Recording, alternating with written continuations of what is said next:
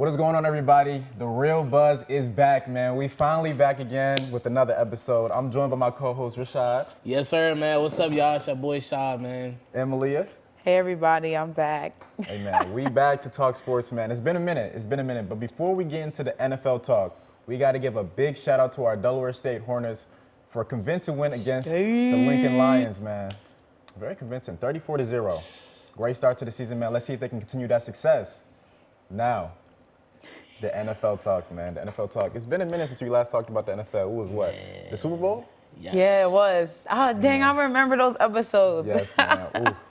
So, look, we got to get right into it, man. A lot has happened this offseason, and we got to start off with some crazy trades that happened. We saw Davante Adams get traded. We saw Tyreek Hill get traded, as well as a bunch of other wide receivers, man. So, the first question I got for you guys today, all right, we're talking about Aaron Rodgers and the Packers and Patrick Mahomes and the Chiefs. Which team do you think will be more affected losing their number one wide receiver? Rashad, I want to start with you. All right, so just to start off, I would say Aaron Rodgers losing Davante Adams because first and foremost, I would say for the Chiefs' perspective, they did acquire Juju Smith-Schuster from the Pittsburgh Steelers. Was a somewhat upgrade, not really an upgrade, but it's still a standable position for the Chiefs. For Patrick Mahomes, he still has Travis Kelce, one of the best tight ends in the league, and still have multiple weapons on that offense. Mm-hmm. And losing a player like Davante Adams for Aaron Rodgers is really his number one wide receiver. It really took a downfall with his offense. But I feel as though he's still going to be successful, but that's still a missing piece he's going to miss because Davante Adams is one of the better wide receivers in the NFL today with names like DeAndre Hopkins as well. So I would say Aaron Rodgers is probably going to take the biggest loss than Patrick Mahomes as well. So definitely. How about you, Malia? What you think? I'm gonna have to agree for sure. With the Chiefs, they have other speedy wide receivers on their team. They have Mecole Hardman. They have, like you said, Juju Smith. They just acquired. Like, they got a replacement, even though you can't replace Tyreek Hill. But they still have, like, the speedy wide receivers, and they're young, too. So I think the Chiefs will be all right. And the coaching, the culture over there, they're going to be all right. They're going to be fine. The Chiefs still going to be the Chiefs. It's going to be a competitive – that division's a little competitive. We'll get into that a little later on. But, yeah, the Chiefs will be all right. The Packers, though, they didn't really pick up, somebody that could really replace Davante Adams. I mean, in my opinion, Davante Adams is he's like the number one wide receiver in the NFL. He got the whole package, the route running, for sure. Nobody can guard him, for real. I'm just saying. He got the route running. Okay. He has the speed. He has the hands. He has the yards after the catch. I mean, he's just a full package. It's going to be interesting to see how the Raiders utilize him in their system, but for sure, because Aaron Rodgers and Davante Adams just had that special connection. Definitely. So it's going to be interesting. Okay. I agree with both of y'all, but I'm going to have to pick the Packers and Aaron Rodgers here. Look, Aaron Rodgers has played without Davante Adams before, and it's always been, in Green Bay, a wide receiver one type of committee.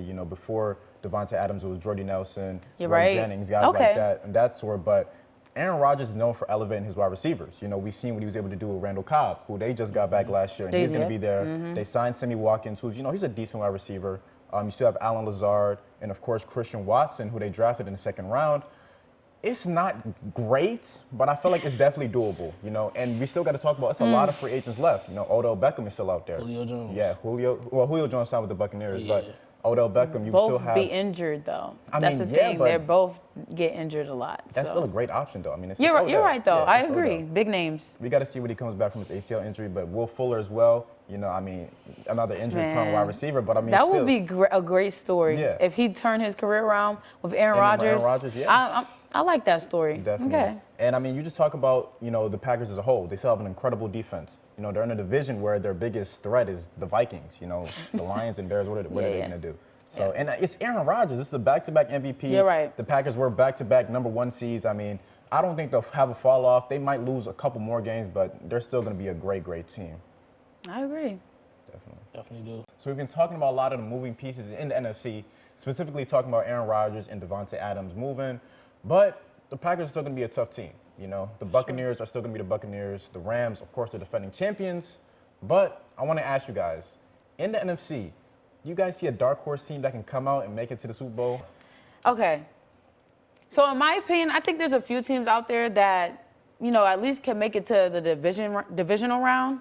I really think the Niners could come back again. They did it last year. They don't have too many different pieces on their team. Of course, they have Trey Lance now starting at quarterback, which I think will be really interesting to see him. They have Deebo Samuel, Brandon Ayuk. They have Fred Warner on defense. They have like good pieces in the right spots. So I really think that they could come back. Okay. I like the Niners, like you said, all the pieces and stuff, Yeah. and they didn't lose basically anything. Yeah, at that's what I all. was about to say. And even if they did, they replaced it anyway, so they'll be fine.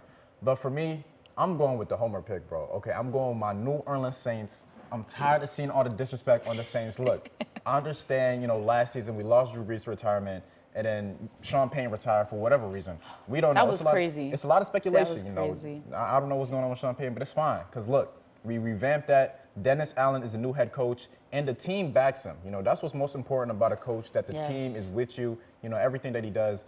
And Dennis Allen not playing no games, okay? We saw how the receiving core was last year, and he came and he drafted Chris Olave in the first round. We went out and we signed Jarvis Landry, and Michael Thomas is back now. That's going to be a scary trio. It is, okay, for definitely. sure. The offensive line, we lost Teron Armstead, but we drafted Trevor Penning in the first round. He's hurt, but I feel like James Hurts will be good, taking up for him until he comes back from injury.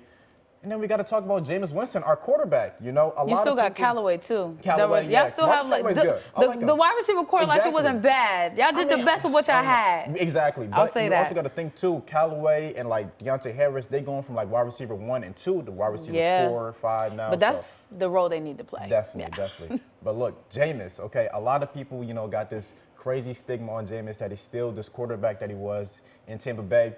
It's different now. Jameis before his injury last year was looking really, really good. So he's going to be back, and the team backs him as well. That's, again, what's most important. You want a team that's going to be confident in your quarterback. And New Orleans, too. Exactly. They love him. That's a good crowd to Exactly. be The in team, front the of. culture, everything. Yeah. I didn't even touch on the defense yet. My fault. Defense. You feel me? It was top 5 last year, okay? And I feel like we might have got better. Tyrann Mathieu is now the safety for us. We signed Marcus May. We lost Chauncey Gardner-Johnson in the trade, I understand. But we got a lot of depth in the secondary. I feel like his presence won't be missed too much. The defensive line is still incredible. DeMario Davis, the all-pro linebacker, is still there. Come on, man. And we playing in the division. Y'all got the pieces. We got the pieces. That's That's the what I'm saying. I pieces. feel like a lot of people are sleeping on us. It's possible. But it's fine. Let them sleep. That's how we like it. We like it when we're the underdog and stuff like that, because I feel like it's going to be better for us, But I've been rambling on too much. Rashad, who's your team, man? All right, so before I dive into my team that I feel is a dark team to make it out of the NFC, this is not a team to where we're not going to make it to the Super Bowl after year 1. Okay. This team that I want to address that has been highly slept on, has been the true underdog, is my Washington Commanders. Now, before we dive into it, let me give you the logistics. Coming into basically the offseason, signing Carson Wentz. Now, of course, you're going to this third team, come from Philadelphia to Indianapolis, now Washington. This has been his best offense he's been implemented this year. Bro, Keep going. I know I take over, bro. No, you should have kept going. Oh, my God. You should have kept going. All right, bet. So Keep going. So You talking about his third team. All right, so basically Carson Wentz, this is probably his best offensive scheme he has been through his entire career, because he never had a true number 1 wide receiver. He has that in Washington with Terry McLaurin, probably the best wide receiver in the NFC East today. And also by drafting in the first round. Wait. You're Best saying wide when receiver in NFC East? Are we Yes. sure? Yes. you say he Lamb, never had A.J. Brown. a Yes. wide receiver 1? Did he Did he not? number 1 wide Did he receiver? not play with? Okay. The A true Eagles, number it was 1. what? Alshon Jeffrey. Okay. He's not a number 1 In wide Indianapolis, it was I Michael thought. Pittman. I was gonna say Michael Pittman is a wide receiver 1 in my opinion. When Alshon Jeffrey, that wasn't the same Alshon Jeffrey we saw with Chicago. Yeah. Okay, that is true. So I'm that's talking not about a true in elite. Indianapolis though. I think Michael Michael Pittman Pittman is a wide receiver Michael 1. Pittman is a number 1, but he wasn't like a Terry McLaurin. Okay. I'll He's give him not that. like a Terry McLaurin. Terry McLaurin is a top-tier talent when he has a sturdy quarterback. We all know Terry McLaurin, he had like 8, 10 quarterbacks his whole entire career and still giving 1,000+ yards, receiving yards every single year. Okay. And also in the first round, drafted Jahad Dawson, one of the top-tier prospect from Penn State, one of the better slept-on rookie receivers other than Chris Olave. I feel as though Jahad Dawson will be that spotlight for the Washington offense with Antonio Gibson coming back off a turf toe injury last year, fully healthy, and being to he's showing that true potential in year 3. Also acquiring Brian Robinson from Alabama. That's really, like, of course, we know from Najee Harris, Derrick Henry, running backs that come from Alabama, they're elite talent. He showed that inside the preseason, although he did recently got injured by a shot in the incident, attempted robbery in Washington, D.C., fully recovery. And as we have Logan Thomas coming back as well, one of the top, I would say top tier tight ends. When he's healthy, he's one of like a top 20 tight end in the league as far as receptions rate, yards, and being active on the field as well and being an influence to his players. And also to dive in with Carson Wentz, this is like a pivotal season for him. This is like do or die. Yeah. Because you never know he's going to have another team to go to. And also, let's touch on the defense. Of course, the big story, Chase Young being injured, not showing his true potential in year 2. Things happen. And when he did over this offseason, he trained with Von Miller, with veteran, getting different type of techniques from actual veterans, actually like Hall of Famers from in past years. And also, of course, he's going to miss 4 games, but those 4 games is not really key games. They're games that really start the season off with playing the Jacksonville Jaguars, Detroit Lions, and also diving into some divisional games with the Eagles and the Cowboys. But we still have Montez Sweat.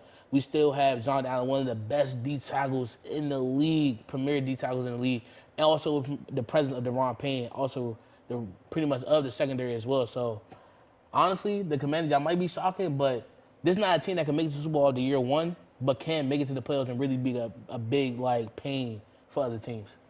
Okay. We're going to have to see, man. We definitely going to have to see, especially. We'll see. So just broad talk now. If we're talking, rankings or record predictions in the NFC, let's say we all in agreement that like the Buccaneers or the Rams are 1 and 2, right?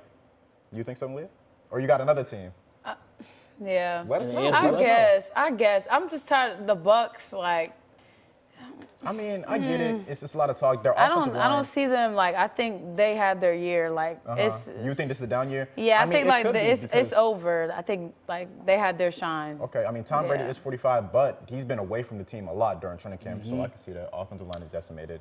But I mean, Rams, Packers, and Buccaneers, you can say are the top. I say Rams and Packers. One thing I could say with the Packers, that could be a debate. With the Vikings. Okay, I like that. Because, of course, like we did mention in the beginning of our segment, that Vikings is crazy. they lost Devontae Adams. I mean, and you never know how, of course it's Aaron Rodgers, but this is the same team that lost to the 6th seed San Francisco 49ers in the divisional round. But at the same time, the 49ers, I think they play higher than that 6th seed. They're a really good team at the end of the day, and they perform in the playoffs. So. But I get what you're saying. They're a good young team. They're very passionate. I think you've seen that when they lost in the divisional round. Like they're very passionate. Not divisional. Excuse me. NFC Championship. Yeah, the NFC Championship. Like they're coming back really for sure. I could see them like really taking people's money this year for sure. And the biggest key was actually them getting done that deal for Debo Samuel. That's for sure. Was the biggest thing. Trey Lance starting. It might be. I think this is going to be a good year for them. And for the NFC West, I feel as though it's going to really be a battle in that division. Of course, the Seattle, they're going to end last because they're in a rebuilding phase. That's a bad situation. But teams like the Rams, 49ers, I think it's going to come down to them two. Yeah. Because I don't know how Kyler Murray's going to perform after he did last year. Starting off 7-0, then ending 11-5. Yeah, 11-5. 11-6. 11-6. That means they had a lot of injuries on that team too. A lot of injuries. D-Hop is out for the first 8 games. Yeah, that's what I'm saying. The injuries on that team is crazy. And so it's just like losing D-Hop, that's taking away pretty much your whole offense. And you traded Christian Kirk to the Jacksonville Jaguars, so that's took another piece from your offense. I forgot about the Cardinals. They got bad. It's just that they're in a tough division. I feel like that's really all and they lost Chandler Jones too. That's what I'm saying. They lost a lot of pieces. They're just, I don't know, they've been quiet. Yeah, they've been quiet during free agency, the trade, everything. The reason why they've been quiet because they had to pay Kyler Murray all that money. They paid him $240 million. Yeah, they paid that team. That team is made up of a lot of I think big names. Yeah, it's real top heavy yeah, team. That's what I'm saying. It made up big names, but it just didn't work out. The pieces, it just hasn't worked out. So. I feel that. So, so the top 4 teams. We got Rams, Bucks, Packers. You want to put the Vikings top 4? because you said the Packers and the Vikings could fight. I like the Vikings. You know, they're a really good team. Kirk Cousins is a solid to, I think the Niners should go there. I'm taking the Niners over the Vikings. Yeah, that's what I'm The saying. reason why I say that because Kirk has not proven to me that he could be consistent. But at the same time, Trey Lance hasn't proven anything yet. You know, so we got to see how he plays. I feel like he'll be great. He'll be But good. then again, Yeah. Okay, I see your point. Yeah. It's close. It's close. It's a win-win situation because with the 49ers, they do have weapons just like how the Vikings do with Justin Jefferson and Deebo Samuel.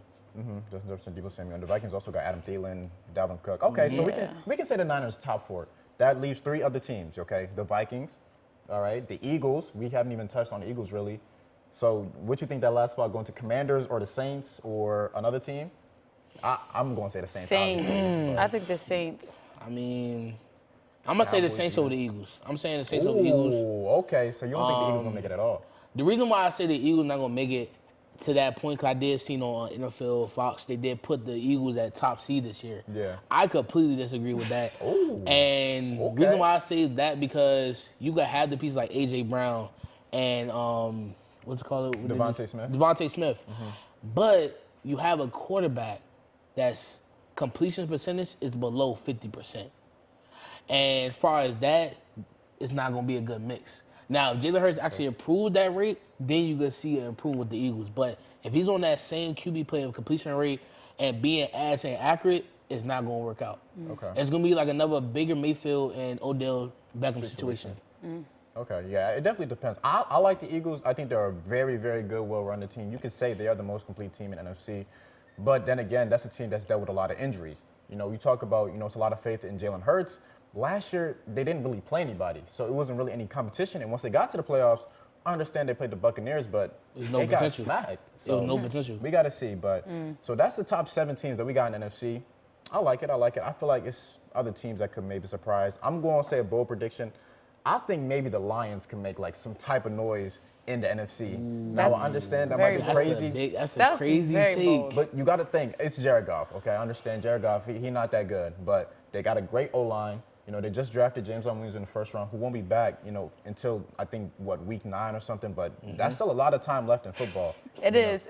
So- Because it's 17 weeks now, Yeah. right? I got them getting 5 wins. 5 wins. 5 wins. I think they can hover between that 7 to 7. maybe 9 I think range, 7. too. I mean, that's kind of pushing it. I I'll say think- 5 to 6 around range. 7 is going to be like, that's like the cap, 7. We'll see. We'll 5, see. 6. But That might shock some people. Might. yeah. NFC's That's a gonna be very crazy this bold year. take. That's all I know. We'll save So, this. We'll save this, yeah. I swear when I serve, now I be surfing swag. I'm on hypnotic.